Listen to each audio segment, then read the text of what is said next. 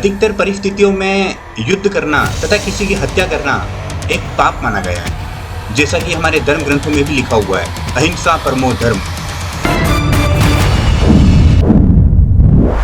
लेकिन यहाँ पर 6 प्रकार के अत्याचारों के बारे में बताया गया है, जिसके ऑपोजिट में उन्हें सजा देने का पूरा अधिकार है। पहला, किसी के घर को आग से जलाने वाला।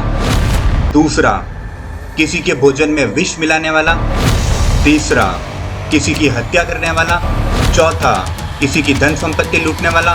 पांचवा, किसी स्त्री का अपहरण करने वाला तथा उसके साथ दुष्कर्म करने वाला। छठा, किसी की भूमि तथा राज्य हड़पने वाला।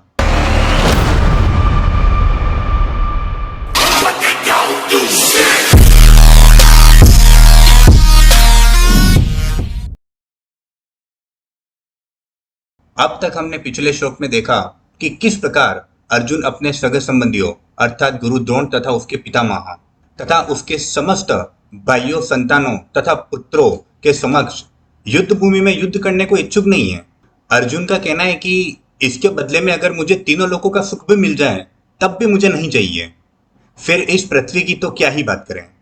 तथा धृतराष्ट्र के पुत्रों को मारकर हमें किस प्रकार का सुख प्राप्त होगा। तो आज हम बात करेंगे अध्याय 1 के श्लोक नंबर 36 की। आइए श्लोक देखें। निहत्य धार्तराष्ट्रनः का प्रीति स्या जनार्दन पापमेवा श्रेयेदस्मन् हन्त्वेताना ततायिन। हे माधव, धृतराष्ट्र के पुत्रों का वध करके हमें क्या सुख प्राप्त होगा। यद्यपि वे सब अत्याचारी हैं, फिर भी यदि हम उनका वध करते हैं तब निश्चित ही उन्हें मारने का हमें पाप लगेगा। अधिकतर परिस्थितियों में युद्ध करना तथा किसी की हत्या करना एक पाप माना गया है, जैसा कि हमारे धर्म ग्रंथों में भी लिखा हुआ है, अहिंसा परमो धर्म। यहां पर अर्जुन किसी की हत्या नहीं करना चाहता है, क्योंकि वो अधर्म नहीं करना चाहता है, वो इसे पाप मानता है।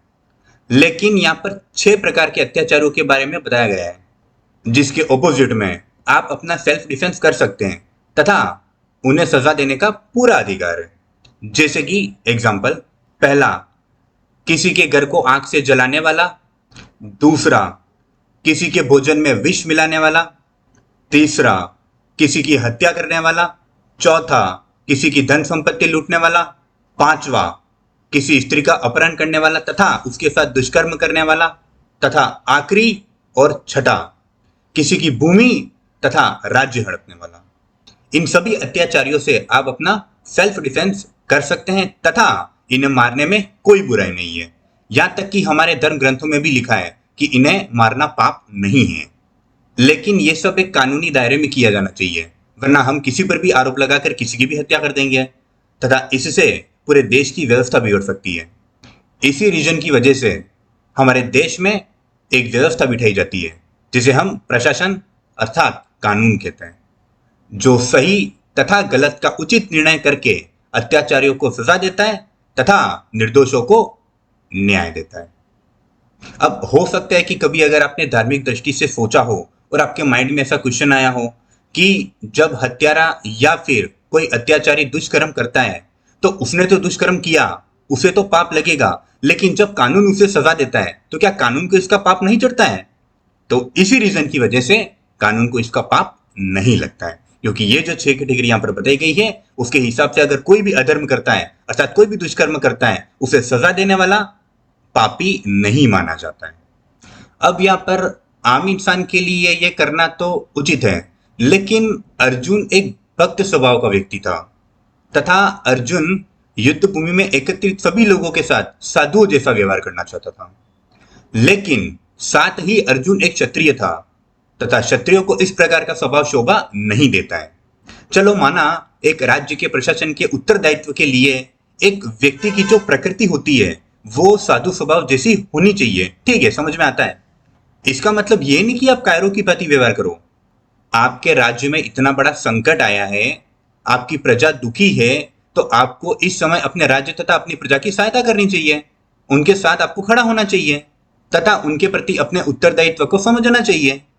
यह बिल्कुल ऐसी मूर्खता है। अगर मैं आपको एग्जांपल दूं, मान लीजिए कि हमारा जो कानून है, हमारी जो प्रशासनिक व्यवस्था है, कल को हमारे किसी के भी घर में किसी की हत्या हो जाती है, या फिर कुछ चोरी हो जाता है, या फिर हमारी बहन बेटों के साथ कुछ भी गलत होता है, तब इसकी गुहार लगाने के लिए हम कहाँ जाएंगे? बिल्कुल, हम कोर्ट कचहरी जाएंगे, हमारे कानून के पास जाएंगे। लेकिन कल को कानून हमें यह कहता है कि अपराधी ने जो अपराध किया उसका तो उसको पाप लगेगा, ठीक है, लेकिन अब हम अगर उसको सजा सुनाए तो हमें भी तो पाप लगेगा।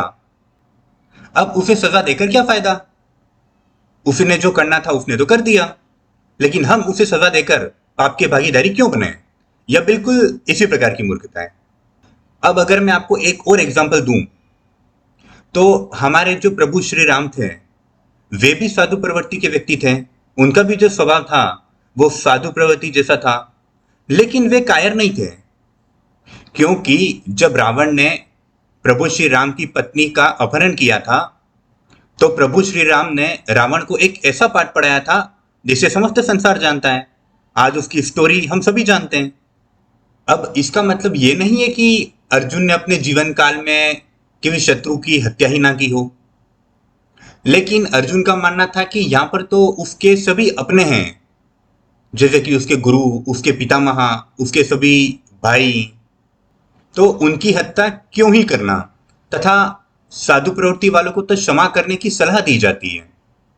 अर्जुन ने यहाँ पर भगवान श्री कृष्ण को माधव कहा है। इसका अर्थ ये होता है कि श्री कृष्ण अर्जुन को कोई भी ऐसा कार्य करने के लिए प्रेरित ना करें जिससे किसी का अनिष्ट होता हो। और ये हम सभी जानते हैं कि भगवान कभी किसी का अनिष्ट नहीं चाहते हैं, और खासकर अपने भक्तों का तो बिल्कुल भी नहीं। तो यही था इस पूरे श्लोक का तात्पर्य। आई होप मैं आपको अच्छे से समझा पाया हूं।